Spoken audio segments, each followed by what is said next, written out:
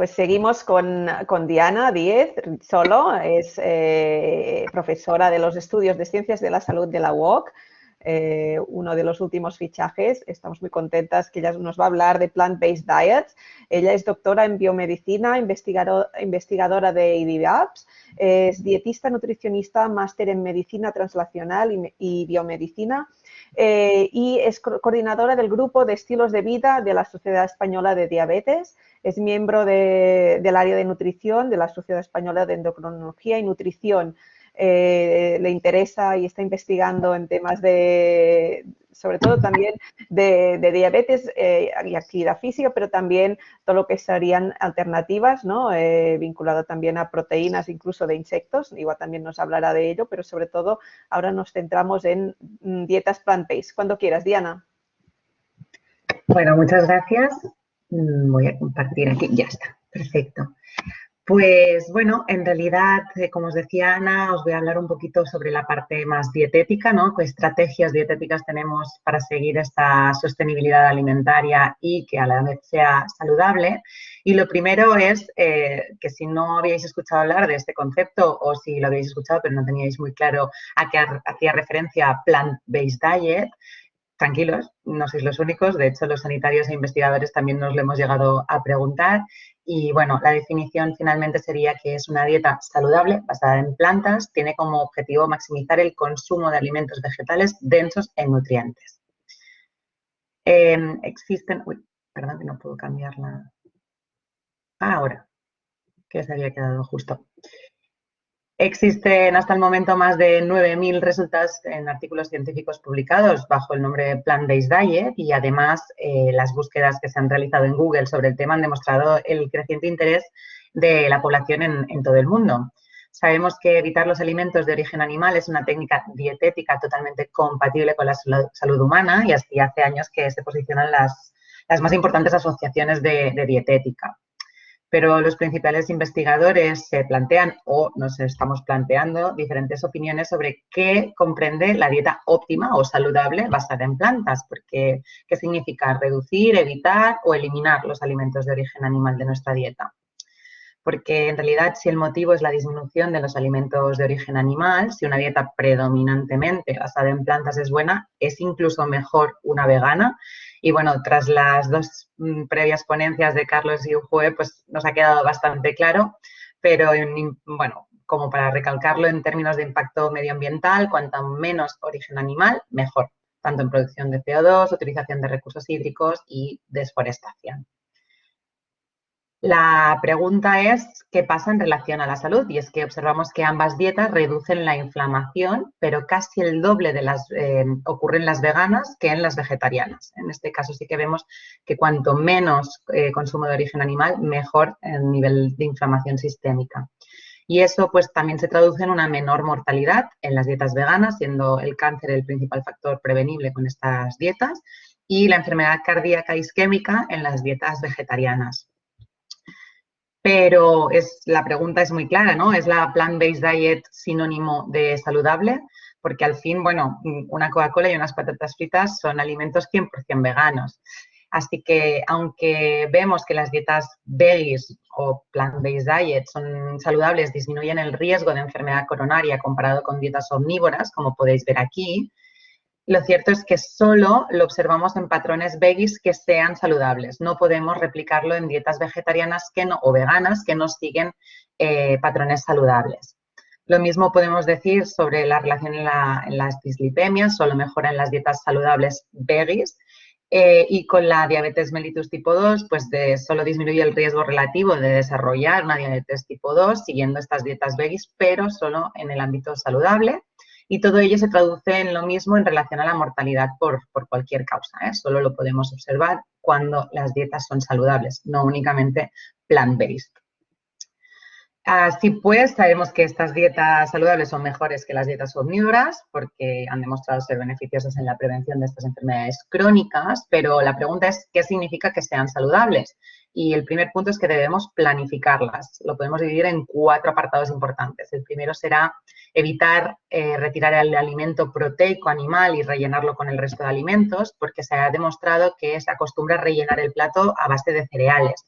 y ello, bueno, esta situación lo que produce es un balance global en disminución del aporte proteico y un aumento de los carbohidratos. En su lugar es preferible siempre reformular el plato o buscar otras fuentes proteicas aptas para estos colectivos vegetarianos o veganos. Y eso nos lleva al siguiente punto, que es evitar sustituir por análogos de carne ultraprocesada, como bien os comentaba Ujue en la charla anterior. El consumo de ultraprocesados en población veggie es muy elevado, pero sobre todo se ha demostrado que tiene que ver con el tiempo que hace que han iniciado esta dieta libre de animales, ya que los peores valores se observan en personas que hacía poco tiempo que habían empezado la dieta. Ocurre porque los aspectos más positivos de los sustitutos de la carne son justamente que se parezcan lo máximo posible a ella. Y para conseguirlo, como bien os explicaba, pues se formulan las mejores combinaciones para ganar potencia organoléptica, a pesar de que ello descuide totalmente la calidad nutricional del producto. Por ello vamos a ir al tercer punto, que también nos estaba comentando hoy Auge, y es conocer esas fuentes proteicas vegetales saludables. Y las primeras serían las basadas en soja. Aquí pues, os había comentado soja texturizada, que en este caso nos aporta 50 gramos de proteína por cada 100 gramos de producto, que es más que todos los cárnicos, de hecho. El tempeh es a base de soja fermentada, que además tiene un poder probiótico importante. El tofu, que puede ser además muy rico en calcio, cosa que nos resulta muy interesante. Eura, que es una nueva formulación con un perfil nutricional muy, muy bueno, y vainas de soja o edamame en diferentes formatos. Pero hay más. Existe el seitán, realizado a base de proteína de trigo. Aquí tendríamos que tener especial cuidado con celíacos o intolerantes al gluten. O Quorn, que está creado a partir de micoproteínas obtenidas a partir de la fermentación de un hongo. También sabemos que existen diferentes bebidas vegetales interesantes, siempre sin azúcar añadido y fortificadas, que puede ser en calcio y vitamina D. Pero sí que es verdad que como alimento proteico en sí siempre elegiremos la bebida de soja. Y bueno, y como os comentaba también las menos atractivas, pero las más económicas, accesibles y variables, las legumbres son con elevados perfiles proteicos. En este caso, lo único que tenemos que tener en cuenta cuando hablamos de la reformulación del plato es el aporte que nos dan de carbohidratos. Y bueno, no quería dejar de lado en este último punto las raciones que deben ser muy variables según el grupo, pero tal y como vemos en la pirámide vegana, las verduras y las frutas deben ser la base de la alimentación. A diferencia de la última pirámide española, que sigue posicionando farináceos, cereales y tubérculos en la base. Como objeción, los estudios nos dicen que la base de la ingesta de carbohidratos en España son los cereales y derivados, y en concreto 2 de los 4 alimentos que más calorías aportan a la dieta española son el pan, la bollería y los productos de pastelería. Conociendo el aumento de sobrepeso y obesidad, como las enfermedades metabólicas, como la diabetes tipo 2 en nuestro país, pues quizá una mejor pirámide sería la que propone la Sociedad Australiana de Nutrición, como más parecida a la vegana, aunque en este caso no es restrictiva y podemos observar que sigue habiendo productos cárnicos. Y en el tercer y último punto, pues miraremos estos tratos especiales que tienen las dietas plant-based diet, las necesidades y los déficits de esta población que sigan las dietas, ¿no? Y el primer punto, pues no podía ser otro que las proteínas. Sabemos que las recomendaciones generales de la EFSA son entre 0,8 gramos por kilogramo de peso al día, pero que en realidad nos comentan que hasta el doble puede ser muy seguro. La Vegan Health, en su caso, la veganhealth.org es una organización que describe pues, dietistas, nutricionistas y investigadores las recomendaciones basadas en diferentes evidencias actualizadas y concluyen que en relación a estas dietas sería más interesante entre 1 y 1,1 de gramos por kilogramo de proteína. Y bueno, pues llegar a estas recomendaciones es una tarea bastante sencilla, incluso para dietas veganas, ya que muchos alimentos de origen vegetal tienen importantes cantidades de proteínas. Por otro lado, tenemos la calidad, ya no la cantidad, sino la calidad de estas proteínas, la cual depende de la composición de aminoácidos esenciales que tengan, es decir, los aminoácidos que no somos capaces de fabricar de forma endógena, ¿no? Que debemos incorporar a través de la dieta. Y bueno, vemos que muchos alimentos de origen animal tienen el aminograma completo, como en este caso vemos el solomillo de ternera, y este pues les refiere como proteínas de calidad, pero lo cierto es que muchos alimentos vegetales tienen los aminoácidos completos, estos aminoácidos esenciales, en cantidades grandes como la espinaca, las semillas de chía y el brócoli, pero hay que ser realistas y para llegar a ser interesantes deberíamos consumir grandes cantidades y eso no sería factible ni muchas veces saludable, ya que desplazamos en la dieta otros alimentos más interesantes. Pero las legumbres y algunos cereales como la quinoa sí que son fuentes muy interesantes y que también mantienen el aminograma completo. Otro punto importante en relación a las proteínas es la digestibilidad, es decir, la capacidad que tenemos de aprovechar la proteína que contiene ese alimento. Los alimentos vegetales en general tienen una peor digestibilidad proteica porque es necesario romper primero las paredes celulares de la planta para acceder a la proteína. Pero sabemos que aunque los veggies consumen menores cantidades de algunos aminoácidos esenciales y a pesar de que se observa un menor consumo, en este caso de lisina, metionina y triptófano, 3 aminoácidos esenciales, lo que sí que se ha demostrado es que el consumo de estos 3 aminoácidos superan la dosis diaria recomendada. En concreto, lo superan con un 9, 33 y 126% más respectivamente de las recomendaciones. La joya de la corona, como sabemos todos, es la vitamina B12 en estas dietas y, bueno, lo primero es conocer que estas son sintetizadas por bacterias y está presente en el suelo. De hecho, existen 3 vías de administración para los humanos. La primera, pues los herbívoros lo incorporan a través del consumo de alimentos en la tierra que pastan y nosotros consumimos esos animales, por lo cual acabamos incorporando la vitamina B12. Y las siguientes 2 vías implican sí o sí la suplementación y afectan a la gran mayoría de la población. En una vemos que los animales que se estabulan consumen pienso suplementado con B12 y nosotros consumimos esos animales, o decidimos suplementarnos nosotros mismos directamente. En dietas no veganas, pero sí en este caso o vegetarianas, o lácteo-vegetarianas o incluso flexitarianas, puede incorporarse cantidades pequeñas de B12, pero en ningún momento estamos asegurando su aporte. Y los últimos datos nos dicen que la deficiencia de vitamina B12 está presente en un 45% de los niños y llegando hasta un 85% en adultos. Parece que lo más sencillo sería monitorizar, ¿no?, los niveles de esta B12, cómo estamos a nivel sérico de vitamina B12 y tomar decisiones, evidentemente teniendo en cuenta este dato. Pero tampoco es una opción real. El déficit de vitamina B12 cursa con una anemia megaloblástica o perniciosa, pero esta anemia puede darse también por déficit de B9, de ácido fólico, y los vegetarianos tienen elevadas cantidades de esta vitamina. Por eso es difícil que se presente el déficit de B12 como anemia perniciosa. Y entiendo que esto parece como una buena noticia, pero en realidad no lo es, porque mientras la anemia tiene, en la mayoría de casos, por déficit nutricional, una cura muy sencilla, el déficit de B12, que no cursa con anemia, puede ser difícil de diagnosticar. Y la verdad es que un 25% de las personas que sufren alteraciones neurológicas por déficit de B12 no presentan anemia, solo en la población general. Os podéis imaginar cuántos vegetarianos y veganos pueden haber. El siguiente micronutriente interesante podemos derivarlo al hierro. El hierro, sabemos que muchos alimentos de origen vegetal son ricos en este mineral. Y a pesar de que no existen deficiencias de hierro en personas veganas, sabemos que la absorción del hierro vegetal, que es el hierro no hemo, es menor, por lo que podría verse afectada la ferritina. Lo que sí que tenemos que tener en consideración es que podemos favorecer muy fuertemente su absorción con 3 simples pasos. La primera es agregar una fuente de vitamina C en las comidas que tengan hierro.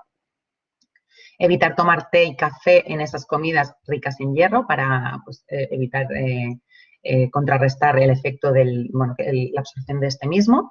Y evitar los suplementos de calcio en esas comidas porque hay una competencia en su absorción. Luego, pues en relación al calcio, es importante recalcar que ningún alimento es indispensable para la vida, pero por sí solo, evidentemente. Así que los lácteos, gracias a la naturaleza, no son los únicos alimentos que pueden cubrir nuestras necesidades y, en muchos casos, ni siquiera son los mejores.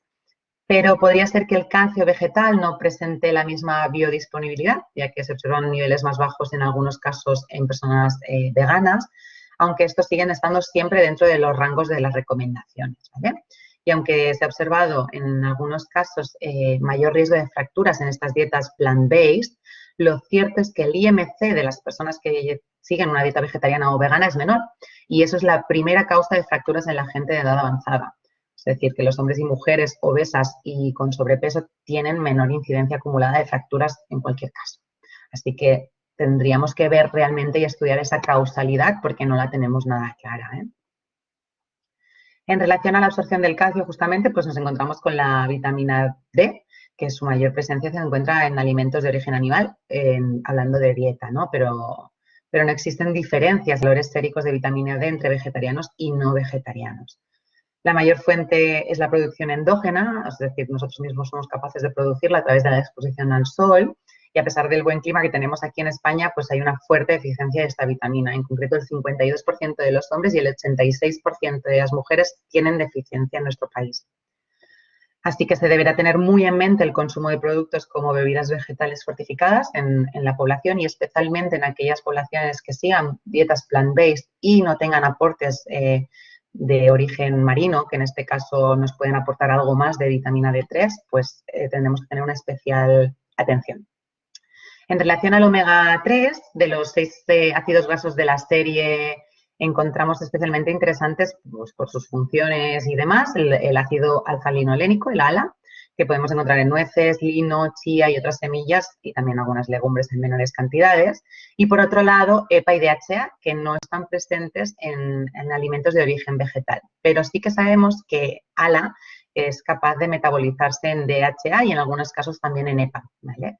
Así que los niveles en veggies sí que están en rango en estos 3 ácidos grasos y además los veggies no muestran más signos clínicos de déficit, ¿de acuerdo? Y siguen teniendo el menor riesgo de enfermedades cardiovasculares, que es la relación directa atribuida a estos ácidos grasos. Y ya para finalizar, pues el último mineral interesante es el zinc, aunque todavía no está como muy sonado en poblaciones veganas o vegetarianas, porque está muy presente en alimentos de origen vegetal, pero sabemos que su biodisponibilidad es menor por la presencia de fitatos. Los fitatos son un poderoso quelante de minerales que pasan por el intestino sin absorberse. Así que se ha descrito menores niveles en población vegana, de hecho alrededor de un 12% menos de zinc circulante que en poblaciones no veganas, pero sí que es verdad que hay muchos estudios que analizaban estos resultados en poblaciones en países en vías de desarrollo, en los cuales la alimentación vegana no es una elección, sino que es su única opción. Por ello, la dieta deficitaria en este caso puede ser la causante, ya que, tal y como se observan, los únicos que presentan déficit son los vegetarianos o veganos de países en vías de desarrollo. Y ya como resumen, para finalizar todo lo que hemos estado comentando, sabemos que las dietas plant-based diet, sea cual sea el nivel, es decir, veganas, vegetarianas o flexitarianas, son seguras para cualquier etapa de la vida. También sabemos que resultan beneficiosas y preventivas frente a muchas patologías, pero estas deben ser saludables y para que sean saludables necesitan cumplir unos criterios. Deben planificarse y esto ocupa no sustituir o rellenar el plato con el resto de alimentos que consumíamos habitualmente, sino que es reformularlos un poco. Debemos basarnos en alimentos naturales y no consumir o consumir de forma ocasional ciertos ultraprocesados, por mucho que lleven el sello vegano.